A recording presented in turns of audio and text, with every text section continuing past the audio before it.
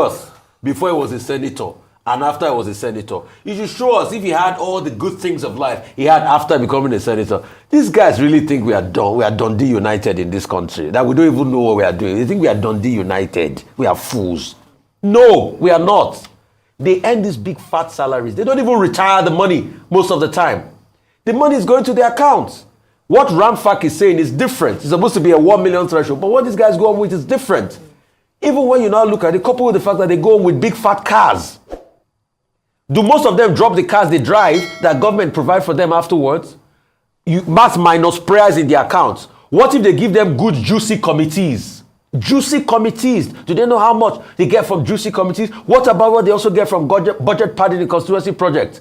The other day, the ICPC did an investigative work as regards how most of them don't remit their constituency project. We did not see the end of that work. It's not most of the constituency things that collected that they were looted during NSAS because they didn't give it to the people. You're now telling me that you were poorer. Really? You were so poor. Don't let me recall what happened at the sex shop. No, off your mind. Off your mind, please. Oh, Rufai has a point. You never faced. You were so less busy. I apologize, but then you were doing. Sex shop is your personal life. You should bring out the empiric. I challenge him to give us the facts of what his earnings were before he became a senator and after he became a senator, and the quality of life. And that's what Sarah wants. But see, in income taxes, deductions, these things, as I mentioned with the terrorism financing, if you accuse somebody of terrorism financing, but like Ajero, you have money that has been wired, money that has been transferred. Yes, it's going somewhere. So the same thing with this. This whole thing about how much senators earn and bring your facts, the income taxes are paid, deductions are made from these things have an electronic trace. The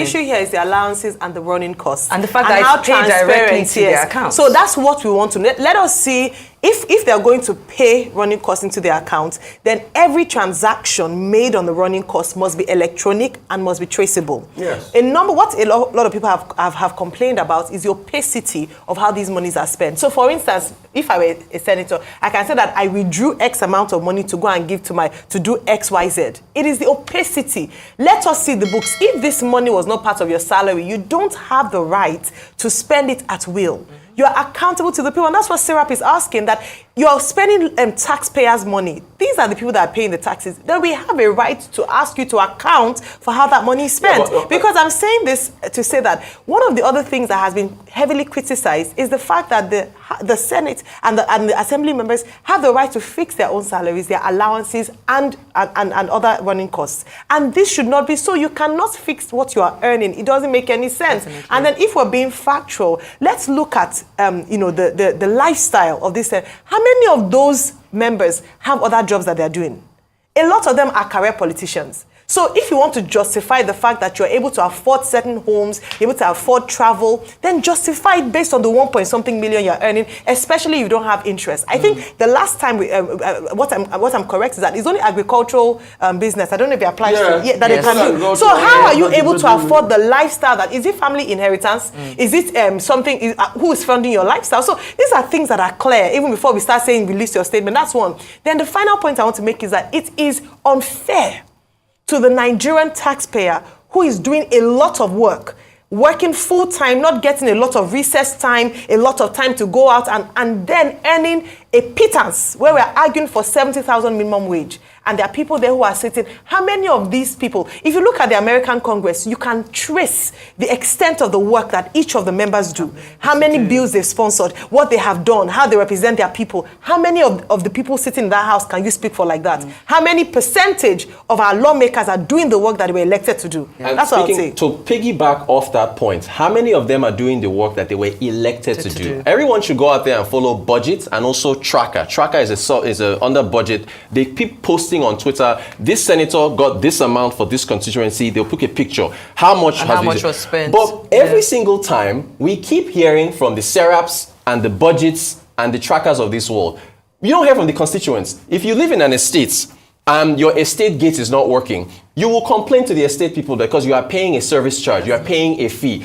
If an AC goes out, if the road is bad, I would like to, whenever we bring these things up, like when they trend, to hear from the constituents whom these lawmakers are representing, because for some reason, well, they don't speak. We need to hear them there now. It's always Serap, tracker, budget, and then us here.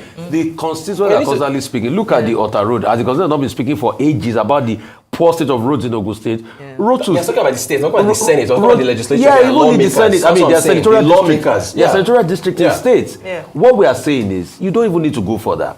ICPC, government agency, did an investigative report that lawmakers do not spend their constitutional allowance judiciously. Nothing happened. Can I just say also that poverty is a weapon? That's just the it. constituents are too hungry to What find am I out who saying? they are. So They're they're trying to thinking put, about they're what on to even queues. eat. Yes. They're on fuel, petrol queues. They don't Let's have time. jump in. She needs to go to Yes, another let's go to our Yes, next please, story. please. Yes, the presidency has unveiled the new Airbus A330 purchased under President Bola Tinubu.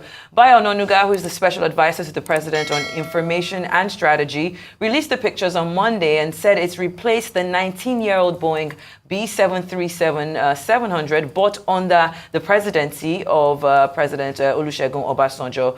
Although he did not disclose the amount it was purchased, Ononuga said the new plane was bought far below the market price and it saved Nigeria huge maintenance and fuel costs running into millions of dollars yearly.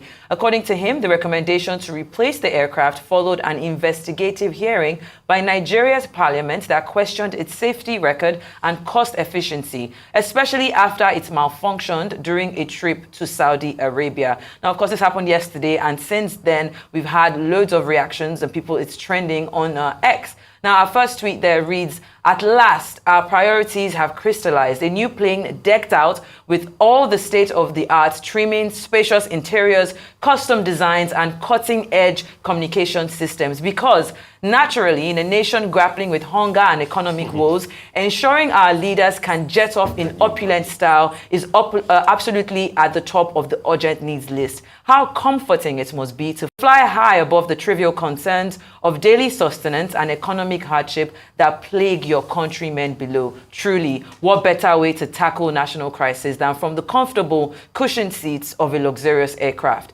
The next tweet there reads, "You mocked the president and the nation when the plane broke down in Saudi Arabia. Now the Senate has replaced it. You are crying insensitivity, as if the president withheld your state government allocations. Use this same energy and demand accountability from your governors." The last tweet there reads, "Finally, Tinubu has admitted buying new presidential jet. Congratulations to the sacrificing Nigerians who contributed to the purchase. Safe trip to the ever-caring and understanding Jagaban of our time, Emilokon One of Africa." And finally, the last tweet there reads, "We need to wash our new jet with some bags of rice when he arrives." Senator, thank you for the second tweet. And this is what I was saying with respect to the constituents. You've got to hold onto the same energy and demand accountability from your governors. You cannot skip the people who are in charge of your own particular constituency, your senators and so on, and keep jumping to the presidency. Look, we talked about this jet thing, I know we're almost out of time. When Femi Otedola, the strong man of the capital markets, brought up this jet matter with banks when he was supporting the windfall tax. Do you want the president to get into an accident? President Trump, former President Trump, had a malfunction. He used Jeffrey Epstein's jet. People were all hullabaloo about it. Do you want President Tinubu to be at the airport queuing with you for a flight that is going to be delayed? That's okay. Do you want, so these are the things that we have. We can walk and chew gum at the same time. There are your palliatives are going out there. They are doing what they can to try to alleviate suffering. You cannot say he should